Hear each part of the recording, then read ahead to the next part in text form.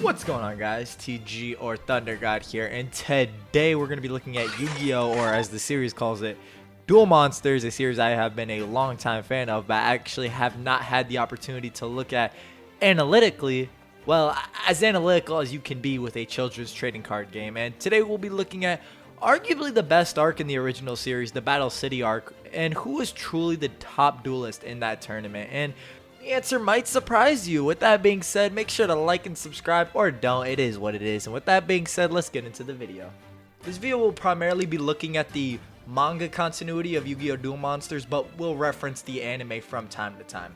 Now, the Battle City arc actually does adapt the real-life rules of Yu-Gi-Oh! Into the manga/anime, so that is something we can look at when looking at these characters and the plays they make. Now, first and foremost, I actually want to go over the God cards in Battle City, as they're a big part of this list and a series as a whole, being so prominent and revered that even characters 2 series later in 5Ds referenced them when Zushin the Sleeping Giant, a card that had never been summoned before, is summoned. The God cards stand at the apex in the Yu-Gi-Oh! Franchise, being regarded as the strongest monsters in the franchise, and the God cards are extremely powerful. But not only that, the God cards are actually sentient, meaning they're actually alive. This is shown as the God cards react to certain events in the show, and even Kaiba remarks he can feel his God cards pulse in his deck. Now, it actually requires immense mental strength to survive their attack, even outside a shadow game. Now, only those connected to the Millennium items can actually control the God cards, as even during their making, anybody remotely associated with them died or suffered a terrible fate. I'm not joking. Some dude legit painted a picture of the card and just died. Pegasus was able to resist this due to the Millennium Eye and be the only one to make the cards, but it's still crazy to think about. This is why there's only 3 God cards and they can't be counterfeited or have copies made, as the same fate as those mentioned before awaits them.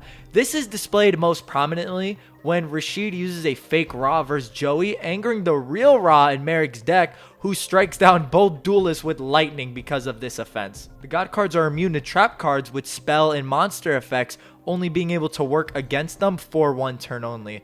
The God cards are really just something to behold in the Battle City arc overall.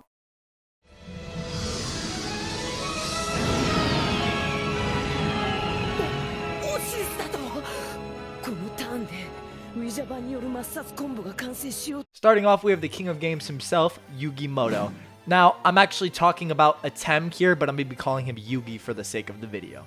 Intelligence, 4.5 out of 5. Now, Yugi is extremely impressive when it comes to intelligence, coming off his victory in Duelist Kingdom, where he was able to defeat many skilled duelists, including but not limited to My Valentine, Inspector Haga, Mako Tsunami, Seto Kaiba, and Maximilian Pegasus. You might be flinching at the Kaiba remark, but he was going to win that duel. Yugi throughout the Battle City arc had run a gauntlet of Marik's ghouls, pretty much duelists who were in his employ who were actually using counterfeit rare cards to boost their deck power, such as Yugi's Dark Magician and even the unstoppable Exodia. These same ghouls were actually able to defeat Joey at the beginning of Battle City and steal his Red Eyes Black Dragon. Yugi was also able to come up with a solution to defeat Marik, who was controlling one of his ghouls, and using the God card Slifer the Sky Dragon. And Yugi actually came up with the strategy to deck out Marik, as he had no viable way to actually take down Slifer's ever-growing attack points. He did this by creating a loop via Revival Gem and triggering Slifer's effects. With this, Yugi is also an intellectual rival to Kaiba, as he has the ability to think of strategies and ways to win that Kaiba himself can't immediately think of. An example of this being their tag team match against Marik's ghouls. Yugi was also able to defeat Bakura's Oculate deck combo, which made it so after 5 turns passed on the Ouija board, Yugi lost the duel. On top of this, Yugi was able to defeat Seto Kaiba with his God card, Obelisk the Tormentor, and after acquiring 2 God cards along with Fiend Sanctuary that Kaiba gave him, he was able to defeat Yami Marik. People also have this notion that due to Heart of the Cards, Yugi isn't as skilled a duelist, which is utterly ridiculous to me. Heart of the Cards is an English dub exclusive done by 4Kids, and we all know about 4Kids and how trash they are at dubbing Yu-Gi-Oh! And anime in general. Just look at One Piece. And the dubbing of Yu-Gi-Oh! In the English dub actually dumbs characters down much more. It makes them much more reliant on the Heart of the Cards. I recommend you watch the Japanese version of the show, or possibly the manga, if you actually want more of an accurate representation of the character's mindset, as the English dub is just a horrible portrayal. The narrative the English dub was actually trying to portray was believing in your deck and trusting your cards, not so much this random notion of heart of the cards. And when a duelist trusts their deck responds to their feelings, bringing forth the best possible option for them in the duel. And the reason I bring this up is because it isn't exclusive to Yugi. Joey and Kaiba also have moments where they get quote-unquote lucky draws, so if anything, everybody's a cheater, so nobody really is. There is literally a duel where Joey is being mind-controlled by Marik, and his red eyes that Yugi is controlling listens to him. The hologram of a card obeys his will. The main narrative for the Yu-Gi-Oh manga and anime is to believe in your deck, and your deck will respond to your feelings, not the heart of the cards. I don't want to hear about Yugi exclusively pulling this off in the show, as everybody has it going on. Character 4.5 out of 5. Now, Yugi's an extremely accomplished duelist and very solid as a character when it comes to dealing with impossible and life-threatening circumstances while dueling, such as when he dueled and defeated Pandora the Conjurer, a rare hunter or ghoul who used a copy of Dark Magician. Pandora was also able to discern certain cards from others, using certain tricks like changing the texture of the cards or slightly altering how the cards look. So Yugi was actually able to defeat a cheater while this duel took place in a death trap with saws that moved closer and closer with every life point dropped, with the loser dying, of course. Yugi has the ability to duel under extremely strenuous circumstances, which is partially why his character is so strong. His ability to stay cool, analyze, and overcome. And while he's a remarkable duelist, just like the other duelists on this list, he's not perfect. While being extremely confident, there are moments where Yugi's willpower does somewhat come into question. For example, when he's facing Slifer the Sky Dragon and actually almost concedes the duel. Now, he does beat Slifer with the help of Kaiba and uncovering a strategy shortly after that, but the main point I want to make is that each character on this list has traits that impair their dueling abilities or leads them to making plays that they otherwise wouldn't have made. For Yugi, this can also be seen when he's unwilling to kill Yami Bakura when Bakura's own life was at risk. So Yugi's compassion could be argued to be a fault point for him, but he has shown the ability to falter at certain points in the series as well. So overall, very solid, but not flawless. Deck power, 4.5 out of 5. Yugi's deck is extremely powerful, being so powerful that even in GX it's revered as like the strongest deck in the world. And Yugi has many powerhouse monsters in his deck, such as Dark Magician, Summoned Skull, Dark Paladin, Buster Blader, Blackluster Soldier, Dark Magician of Chaos, and a God card boosting its power through the roof, which he received after beating Marik. Yugi's God card is extremely powerful, actually gaining 1,000 life points per card in his hand, and on top of this, it's able to shave 2,000 life points off every monster every time the opponent summons it, and if the monster has lower than 2,000 attack points, it is destroyed. Overall, Yugi has a very complete deck that is very adaptable to the situation needed. Arguably the most balanced deck and adaptable deck on this list, based on the fact that it has huge amounts of drawing power, letting Yugi cycle through many cards while powering up his God card as well.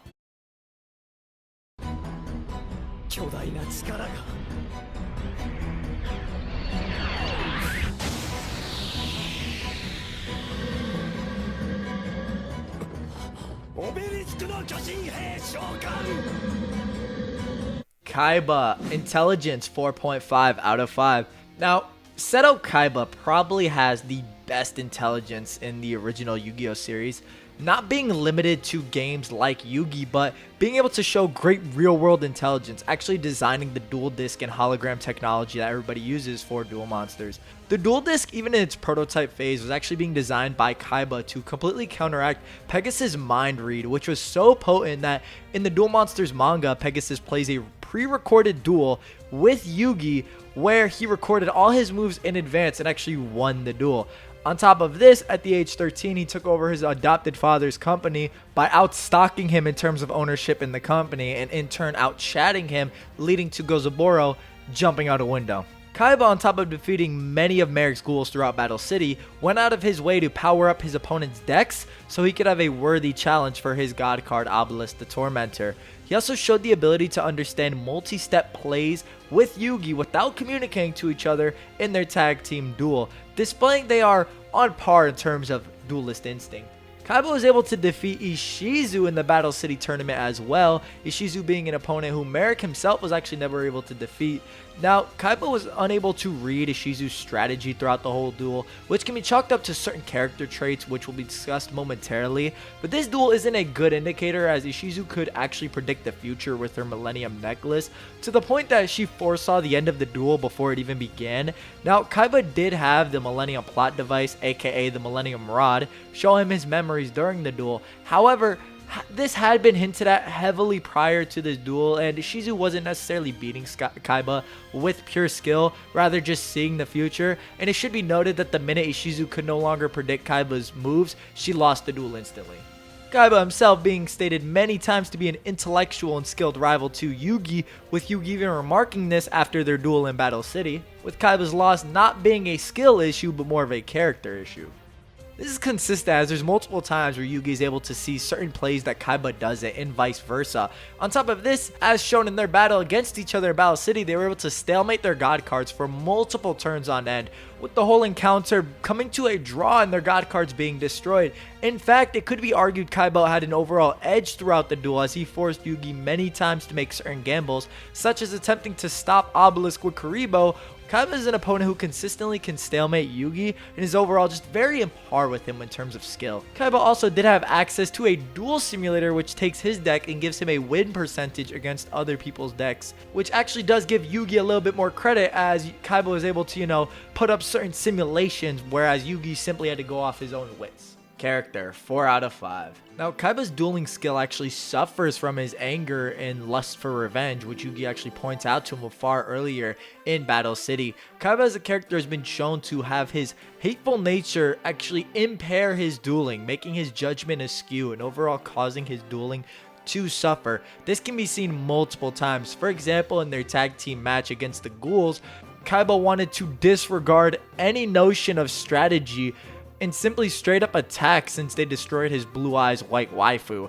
This is most likely why he wasn't able to accurately perceive Ishizu's strategy in their duel, something Yugi was kind of able to do, or able to predict Yugi's countermeasure to his Blue Eyes Ultimate Dragon, which was the most predictable play in Yu-Gi-Oh history and something Kaiba really should have been able to see coming with the Diffusion Magic card, as earlier in the duel he's able to accurately pinpoint what face down cards Yugi has based off prediction alone. It's very clear that Kaiba's anger gets to him during the duels, and while Kaiba's character is one that is skillfully on the same level as Yugi, he allows his anger and need for revenge to cloud his better judgment, which was what Yugi tried to impart to him at the end of their duel in Battle City. This is explained perfectly in the Yu-Gi-Oh character guidebook, The Gospel of Truth, which talks about how Kaiba was inadvertently dueling against his greatest rival while dueling Yugi, Gozaburo Kaiba, the man Kaiba hates most and who is represented by the Duel Tower. It's actually taken further as in Dark Side of Dimensions, Kaiba has an evolved dueling style far beyond what he once was 6 months after,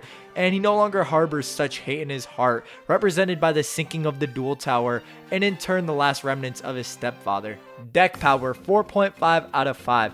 Strongest monsters in Duel Monsters, he has 3 Blue Eyes White Dragons, he has the Blue Eyes Ultimate Dragon, which has attack points beyond that of Obelisk, the XYZ Dragon Cannon, which counts as 3 tributes for Obelisk, Thunder Force Dragon, a fusion monster. He has an arguably stronger God card than Yugi. Now both God cards cancel each other out when met with equal attack points, so they are equal when life points aren't a factor. However, Obelisk does have multiple abilities such as tributing 2 monsters to deal 4k damage to all monsters on the field and to the opponent directly, causing an instant GG. On top of this, Obelisk has the hidden ability when it's angry, Soul Energy Max, which gives it infinite attack points. So you can see why one would believe that Obelisk is the superior out of the two. However, they are equal when met with the same attack points. And overall, his deck is on par with Yugi's. As displayed by their duel, both decks maximize their ace monsters while giving them strong enough defense to not simply be classified as powerhouse decks of sorts.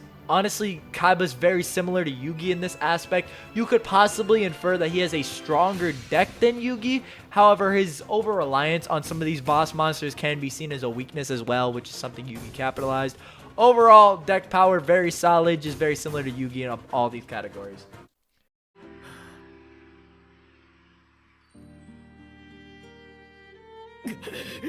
なぜだ神の攻撃を城之内の精神力が上回ったとでも言うのか Joey Wheeler, skill 3.5 out of 5. Now, Joey, in all honesty, is the least skilled character on this list, which isn't to say he's bad, but more so that this list is stacked against him, as by this point, he's defeated and surpassed many prominent duelists such as Inspector Haga, Mako Tsunami, and the Psychic Espa Roba, and even My Valentine, who concedes that Joey may have surpassed her by the end of Battle City. Joey, on top of getting better at the game, has also powered his deck up with many powerful cards from defeating many of these opponents, which aided him greatly in Battle City. Now, my issue with Joey lies from the way he obtains victory, as opponents like Rashid, who actually have his fighting spirit noticed by Yugi, completely outclass Joey in their duel. And the reason I say this is while Joey shows a tremendous amount of skill, there's a clear skill gap between him and the other duelists just on this list. When looking at Battle City, it is impressive that Joey managed to get into the quarterfinals and defeat a lot of these other duelists in the series.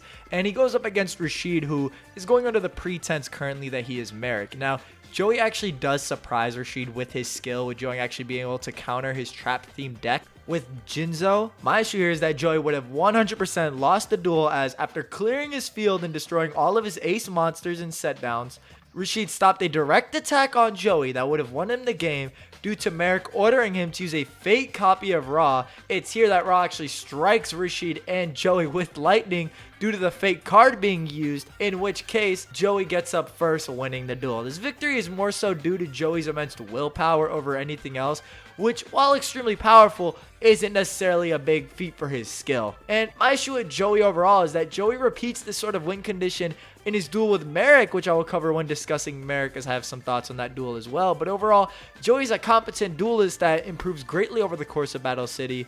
But other characters just make the consistent mistake of underestimating Joey, or just Joey gets kind of lucky, bouncing back and surprising them, and it's just not a skill thing for Joey. He doesn't have the skill feats that other characters do. Character 5 out of 5. Joey, without a doubt, actually has the strongest will out of any duelist on this list, actually being stated by the author Kazuki Takahashi to have a will so strong it makes Kaiba and Yugi's look weak in comparison. This is consistent in the series, as Joey was able to beat Marik's mind control through pure instinct alone, with the will to actually take hits from his god cards that actually knock out other duelists, such as Yugi, who intervened when Ra attempted to attack Mai. Ra's anger also did put Rashid in a comatose state for a majority of Battle City. Now, the reason Joey has such a strong willpower when it comes to dueling is that unlike Yugi or Kaiba, who both place an incredible amount of emphasis on a loss, Joey does not. Now, this isn't to say his intelligence isn't something that he can't improve on, but Joey is a character who makes up for the skill difference between his compatriots with an indomitable will that can't be shaken no matter how many times he loses. He's always improving with each game, which is why he's such a fan favorite throughout the show. And honestly, he just shows such a strong character that the other characters on this list almost don't compare in this category. If Joey was as skilled as the other characters with this ironclad will he had, he might have won Battle City, but as it stands, he's just not there yet. Deck power, 3.5 out of 5. Now, Joey has many powerful cards: Jinso, Guilford the Lightning, Insect Queen, the legendary Fisherman, all strong in their own right, but none really stack up to the other duelist decks having god cards and monsters with high enough attack to actually battle the gods as well. And on top of this, Joey also lost his ace monster in Battle City, Red Eyes Black Dragon, which had been such a strong card for him in Duelist Kingdom and had won him many duels. So the fact that he actually lost that card really hit him in terms of his deck power. So he has a very powerful deck by conventional standards, but can't really stack up to the other duelists and their insane monsters. On top of them having god cards, it's just really not comparable.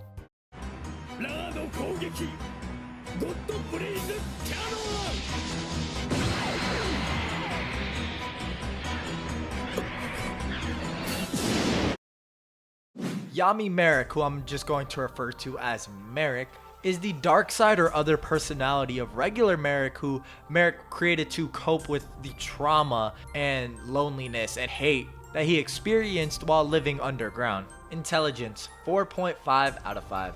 Now, Marik has shown the ability to run intellectual laps around duelists like Mai, predicting her strategy to steal his god card, fully knowing she would lack any ability to control it, as she isn't a duelist who could read the heretic text on the card, something even Maximilian Pegasus couldn't do, which is why it was written on the card that way. This is due to Maya ignoring what Marik said about only people connected to the Millennium items being able to control the God cards, and her trying her luck with Ra, where it's even implied somewhat that Ra is manipulating her into actually summoning it. Marik himself also gets stronger with each soul he sacrifices to the darkness as well, so he's actually growing stronger throughout Battle City. Now, as to what this means, this could be in terms of Shadow Realm and Shadow Realm pain, or in terms of his Shadow power, or he possibly gets more clairvoyant with each soul that's absorbed into the Shadow Realm. It's very vague, but it's just stated that he gets stronger each soul that's absorbed into the Shadow Realm. He also duels Yami Bakura and regular Marik, his other half, the good half, and intellectually throttles both of them despite Marik assisting Bakura and giving him knowledge on Ra and Marik's deck. Bakura being someone who could actively pressure Yugi to the point that he could only win with his God card. In the anime, this duel is extended and Bakura actually gets Ra into his hand through exchange, summons Ra, which Marik fully predicts, and makes Ra's attack 0 by making its tribute's attack points 0. Ra ends up in the graveyard as a tribute, and Marik summons him, activating one turn kill, which we'll discuss momentarily, in both versions, anime and manga. It's also interesting to note out that Kaiba himself had run simulations on his deck versus Marik's, and Kaiba only came out with a 13% chance of victory, even with his Obelisk the Tormentor and being able to decipher the heretic text.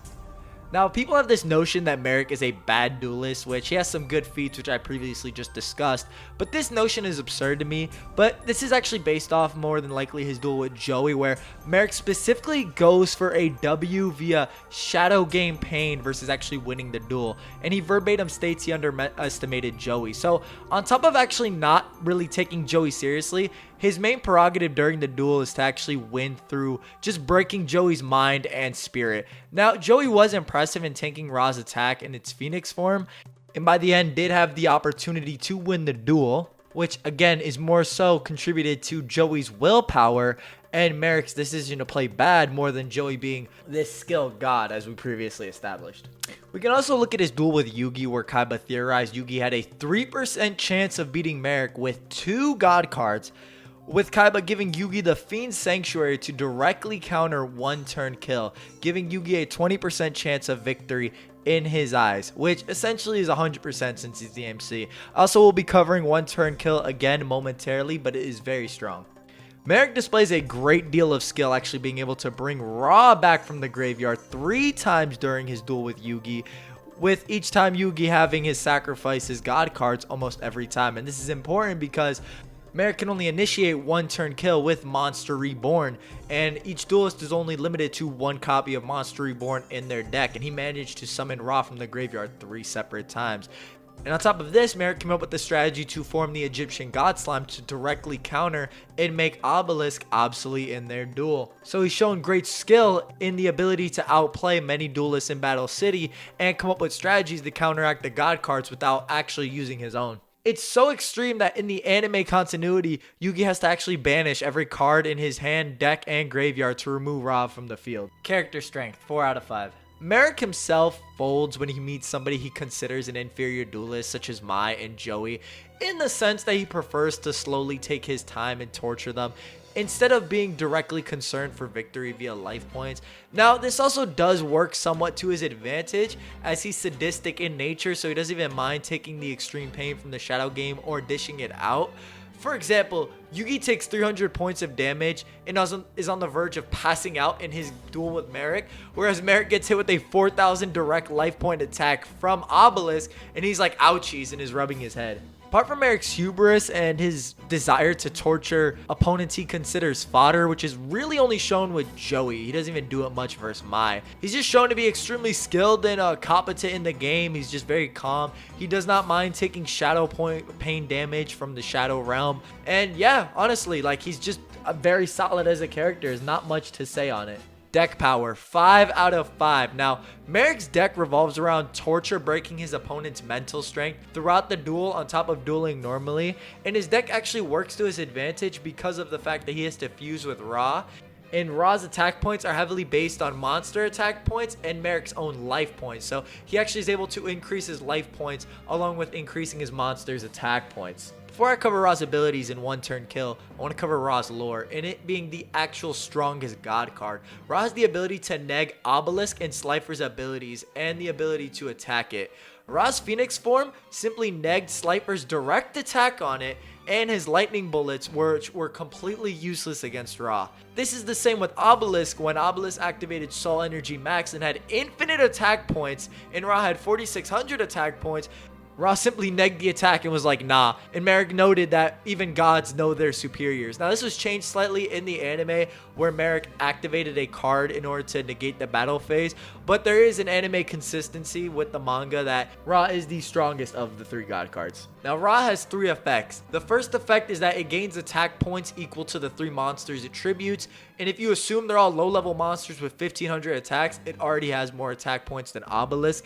Ra's second ability is that the user can fuse its own life points, adding on to Ra's attack points. So let's say Ra has 3000 attack points, Marik has the ability to take his life points down to 1000 and give Ra an additional 3000.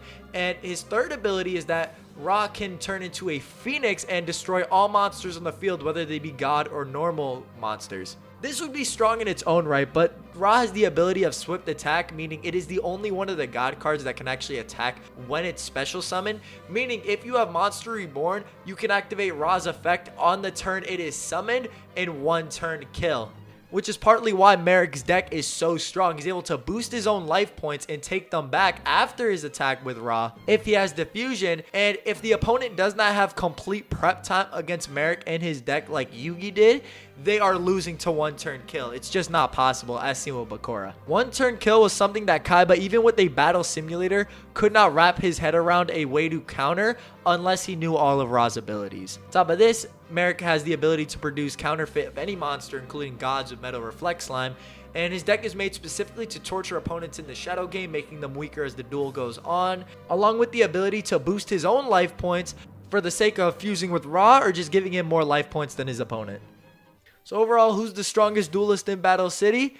Yami Marik is the strongest duelist. It's very clear that Yugi or Kaiba, before they attain the second god card, would never have been able to beat Marik, especially considering neither would have been aware of Ra's third effect. And on top of this, neither Slifer or Obelisk individually can actually defeat Ra, as Ra has actually been shown to blatantly overwhelm both of them.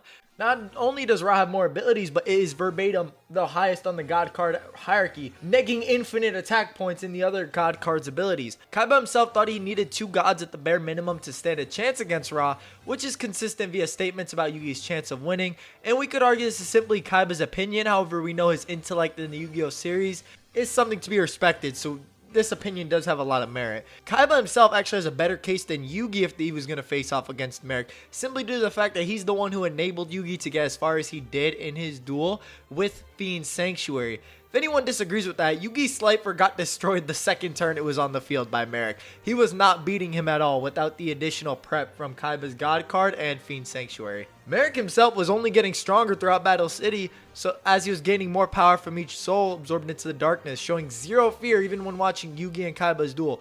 Marik has also shown the ability not to be a one-trick pony with Ra, coming up with multiple ways to get him back from the graveyard and initiate one-turn kill, or counter either of their god cards without Ra itself via the Metal Reflect Slime strategy. Marik is also very comfortable with losing Ra as he continuously outplayed opponents who has taken the card from him, as well as maximizing Ra's use in his deck so that he has life points above his opponents at all times. It's never shown as some big over-reliance for Marik, he just maximizes Ra to its peak potential. Overall, Marik has the strongest deck and skill equal to or above that of Kaiba and Yugi based on his feats throughout the tournament, making it so that if certain prep measures aren't in place, he's basically unstoppable, making Marik the strongest duelist in Battle City. Hopefully you guys enjoyed the video. Let me know if you guys disagreed or agreed down below.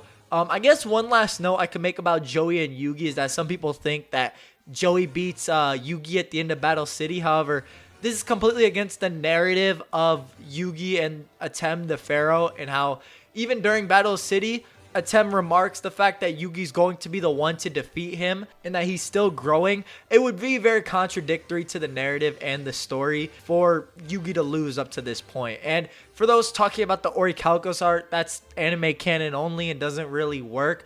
And that arc retcons a lot of things, like regular people just using god cards and stuff like that. Very wacky stuff, very wacky stuff. So just wanted to point on that. But hopefully you guys enjoyed the video. Let me know if you did. And if you did, you know, like and subscribe, man. I'll talk to you later. Bye-bye.